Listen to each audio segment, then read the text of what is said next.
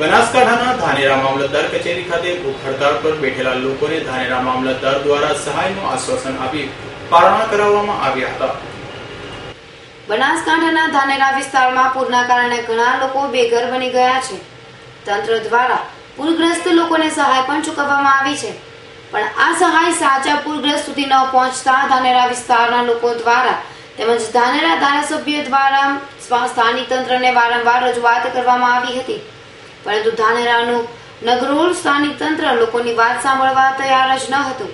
ત્યારે સાચા પૂરગ્રસ્ત દ્વારા ધાનેરા મામલતદાર કચેરી ખાતે તારીખ 11/9/2015 ના રોજ તેમને થયેલ અન્યાય બાબતે ભૂખ હડતાળ પર બેઠા હતા અને તેમની માંગણી હતી કે જ્યાં સુધી તેમને સહાય ચૂકવવામાં નહીં આવે ત્યાં સુધી ભૂખ હડતાળ પર બેસી રહેશે।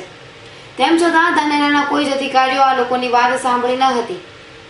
તે બાદ આજે 4 દિવસ બાદ ભૂખ હડતાળ પર બેઠેલા લોકોની તબિયત લથડતા લોકોમાં ભારે ગરમાટો જોવા મળ્યો હતો અને ધાનેરા રેફરલ હોસ્પિટલના ડોક્ટર મિતેશ ડાભી દ્વારા લોકોને સારવાર પણ આપવામાં આવી હતી।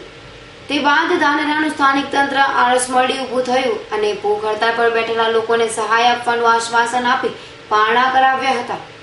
ત્યારે ભૂખ હડતાળ પર બેઠેલા લોકોએ જણાવ્યું હતું કે અમને 10 થી 12 દિવસમાં સહાય ચૂકવવાનું કહી પારણા કરાવ્યા છે અને હવે સહાય નહીં ચૂકવાય તો આના કરતા પણ ભારે આંદોલન કરવામાં આવશે।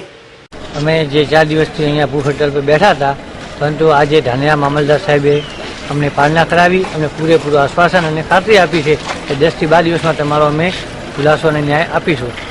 પરંતુ જો 10 થી 12 દિવસમાં અમને જો અમારો ન્યાય નહીં મળે તો અમે આનાથી પણ ઉગ્ર આંદોલન કરીશું અને કલેક્ટર કચેરીએ ધરણા ધરીશું।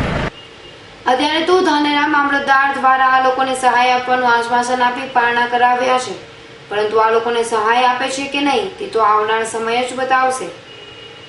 Bureau report S9 news, Banaskantha.